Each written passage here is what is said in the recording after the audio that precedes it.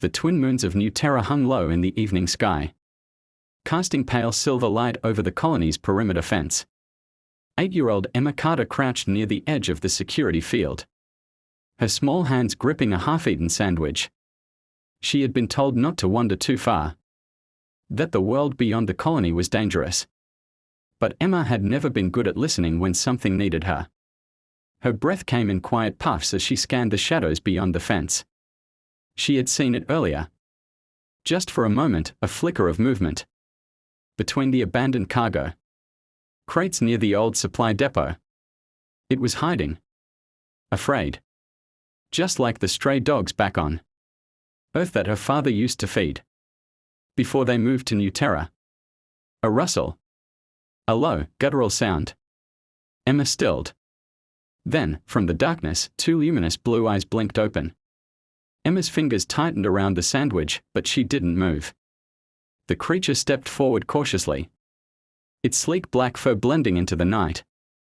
It was bigger than a cat, with 6 slender legs and an angular face that twitched as it sniffed the air. Its ribs pressed against its skin, sharp ridges beneath the fur. It was hungry. Emma slowly extended the sandwich. "It's okay," she whispered. "I won't hurt you." The creature hesitated. Its ears flattened, its muscles coiled tight, ready to bolt. But then the scent of food reached it, and something shifted. It crept forward, inch by inch, until it was close enough to snatch the sandwich from her hand. Emma held her breath as it devoured the food in swift, desperate bites. "You're just a baby, aren't you?" she murmured. The creature's ears flicked at the sound of her voice. Its tongue darted out, licking the last crumbs from its whiskers. Then, without a sound, it melted back into the shadows. Emma stayed where she was, heart pounding with quiet exhilaration. She would come back tomorrow. And next time, she would bring more food.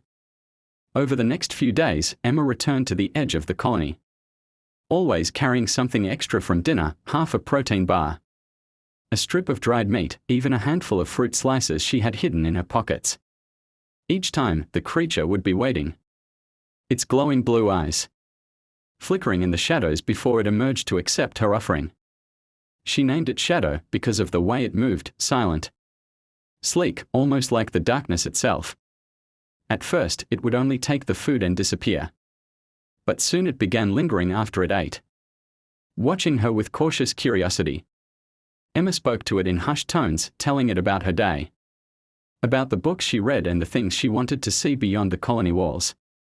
Shadow never responded, but his ears twitched when she spoke. And sometimes, when she was quiet for too long, he would inch closer, as if waiting for more.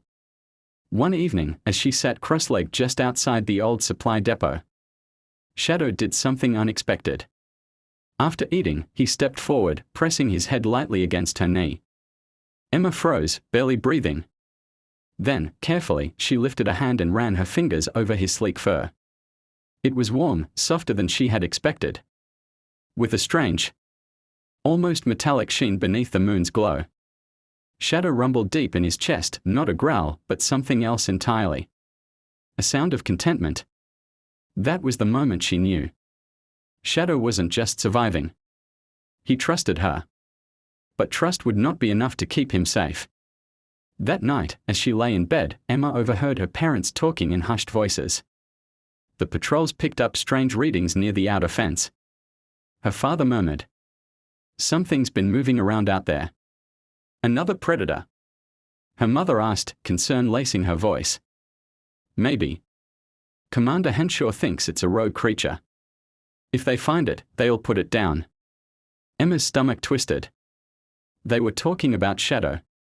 The next day, she smuggled him into an abandoned storage unit near the outskirts of the colony, away from prying eyes. Shadow hesitated at first, his ears twitching with unease. But when Emma placed a reassuring hand on his back, he followed. "You'll be safe here," she whispered. Shadow curled up in the corner, watching her with those bright, knowing eyes. Emma sat beside him, stroking his fur, heart pounding. She had saved him, for now.